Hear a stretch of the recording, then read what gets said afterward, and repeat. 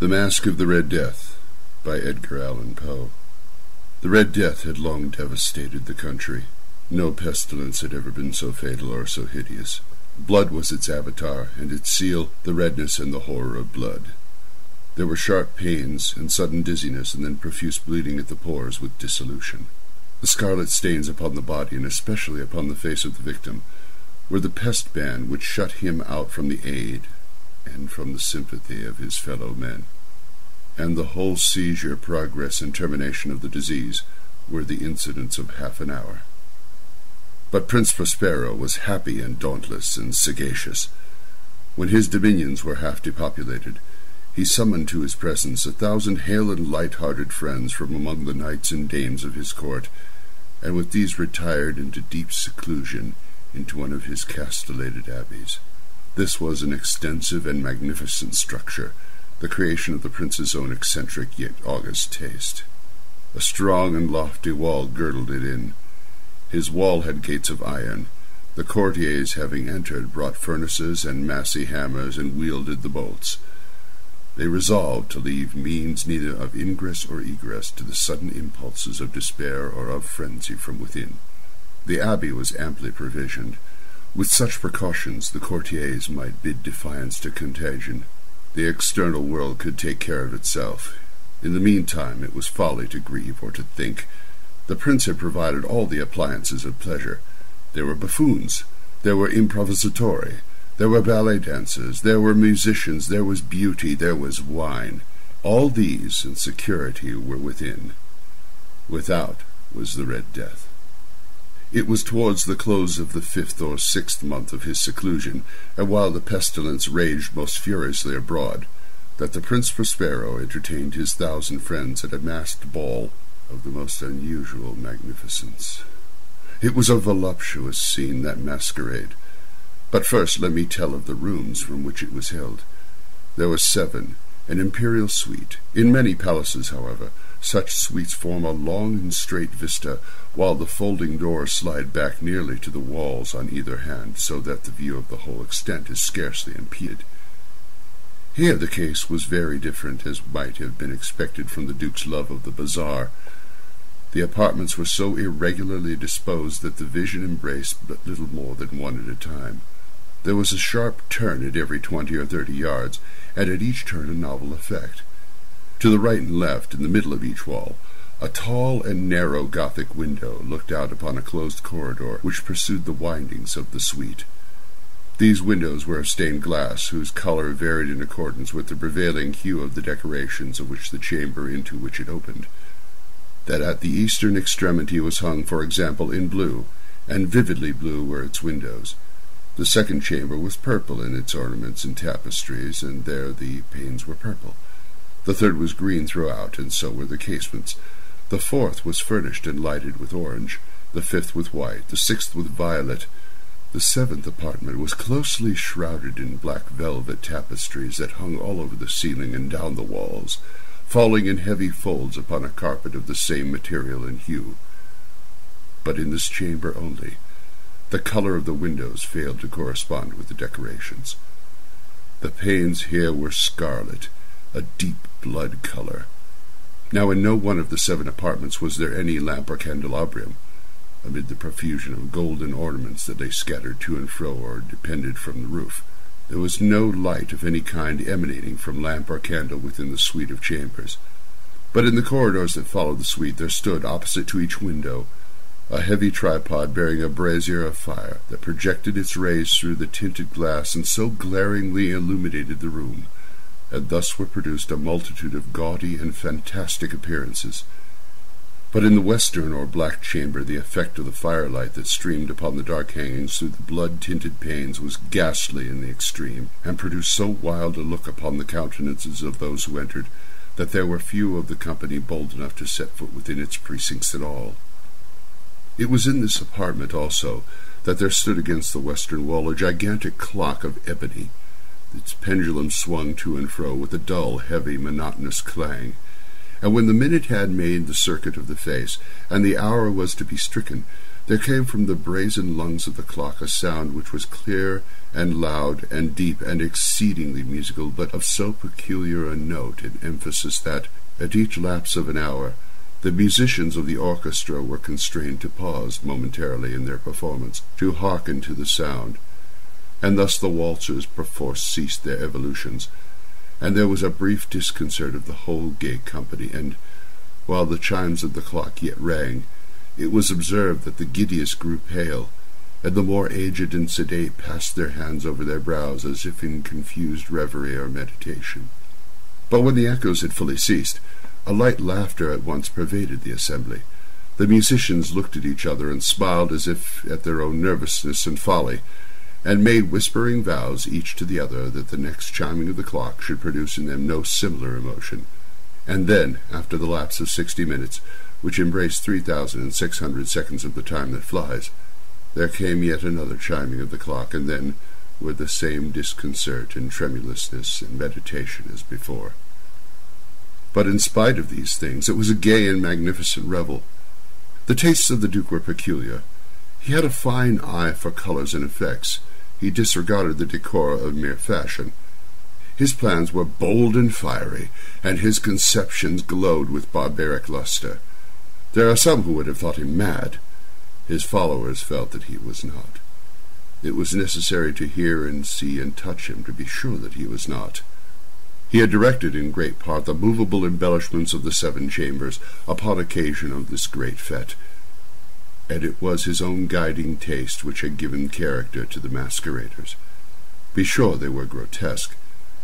There was such glare and glitter and piquancy and phantasm, much of what has been since seen in Hernani.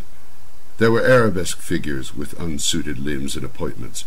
There were delirious fancies such as the madman fashions. There were much of the beautiful, much of the wanton, much of the bizarre, something of the terrible, and not a little of that which might have excited disgust. To and fro in the 7 chambers was stalked, in fact, a multitude of dreams, and these, the dreams, writhed in and out, taking hue from the rooms, and causing the wild music of the orchestra to seem as the echo of their steps, and anon there strikes the ebony clock which stands in the hall of the velvet. And then for a moment all is still, and all is silent, save the voice of the clock.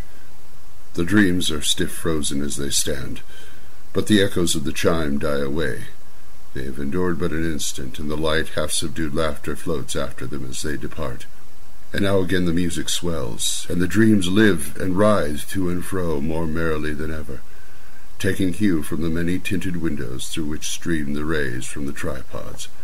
But the chamber which lies most westwardly of the 7, there are now none of the maskers who venture, for the night is waning away, and there flows a ruddier light through the blood-colored panes, and the blackness of the sable drapery appalls, and to him whose foot falls upon the sable carpet, there comes from the near clock of ebony a muffled peal more solemnly emphatic than any which reaches their ears, who indulged in the most remote gaieties of the other apartments. But these other apartments were densely crowded, and in them beat feverishly the heart of life, and the revel went whirlingly on, until at length there commenced the sounding of midnight upon the clock, and then the music ceased, as I have told, and the evolutions of the waltzers were quieted, and there was an uneasy cessation of all things as before. But now there were 12 strokes to be sounded by the bell of the clock, and thus it happened, perhaps, that more of thought crept, with more of time, into the meditations of the thoughtful among those who revelled. And thus, too, it happened, perhaps, that before the last echoes of the last chime had utterly sunk into silence, there were many individuals in the crowd who had found leisure to become aware of the presence of a masked figure, which had arrested the attention of no single individual before. And the rumour of this new presence having spread itself whisperingly around, there rose at length from the whole company a buzz or murmur, expressive of disapprobation and surprise, and then finally of terror, of horror, and of disgust.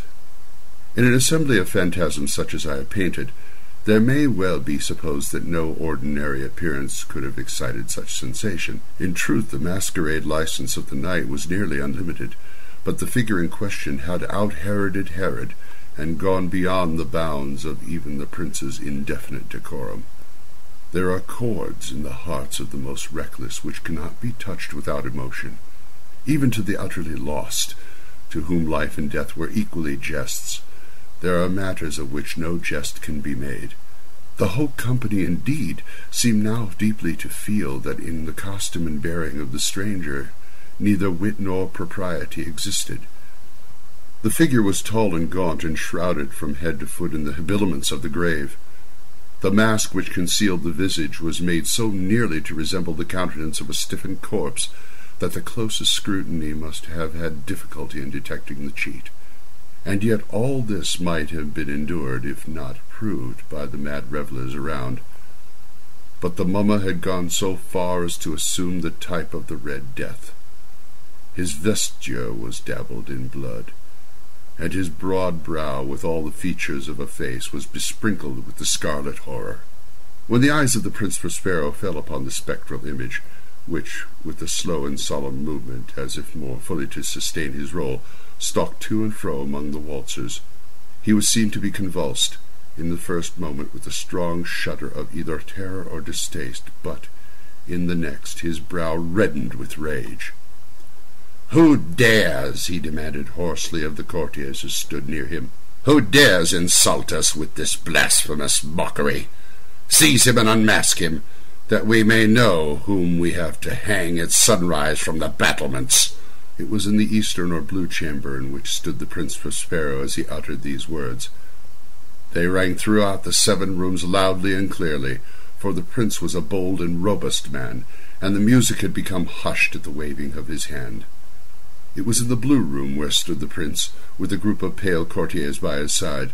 At first, as he spoke, there was a slight rushing movement of this group in the direction of the intruder, who at the moment was also near at hand, and now, with deliberate and stately step, made closer approach to the speaker. But from a certain nameless awe with which the mad assumptions of the mummer had inspired the whole party, there were found none who put forth hands to seize him, so that, unimpeded, he passed within a yard of the prince's person.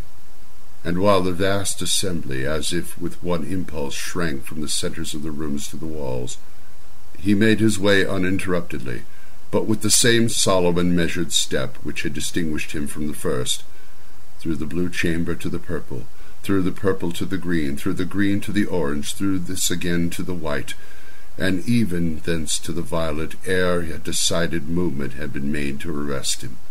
It was then, however, that the Prince Prospero, maddening with rage and the shame of his own momentary cowardice, rushed hurriedly through the 6 chambers, while none followed him on account of a deadly terror that had seized upon all. He bore aloft a drawn dagger, and had approached, in rapid impetuosity, to within 3 or 4 feet of the retreating figure, when the latter, having attained the extremity of the velvet apartment, turned suddenly and confronted his pursuer. There was a sharp cry, and the dagger dropped gleaming upon the sable carpet, upon which instantly afterwards fell prostrate in death the Prince Prospero. Then, summoning the wild courage of despair, a throng of the revellers at once threw themselves into the black apartment, and, seizing the mummer, whose tall figure stood erect and motionless within the shadow of the ebony clock, gasped in unutterable horror at finding the grave cerements and corpse-like mask, which they handled with so violent a rudeness, untented by any tangible form. And now was acknowledged the presence of the Red Death. He had come like a thief in the night, and one by one dropped the revellers in the blood-bedewed halls of their revel, and died each in the despairing posture of his fall. And the life of the ebony clock went out with that of the last of the gay, and the flames of the tripods expired, and darkness and decay and the Red Death held illimitable dominion over all. The end of The Masque of the Red Death by Edgar Allan Poe.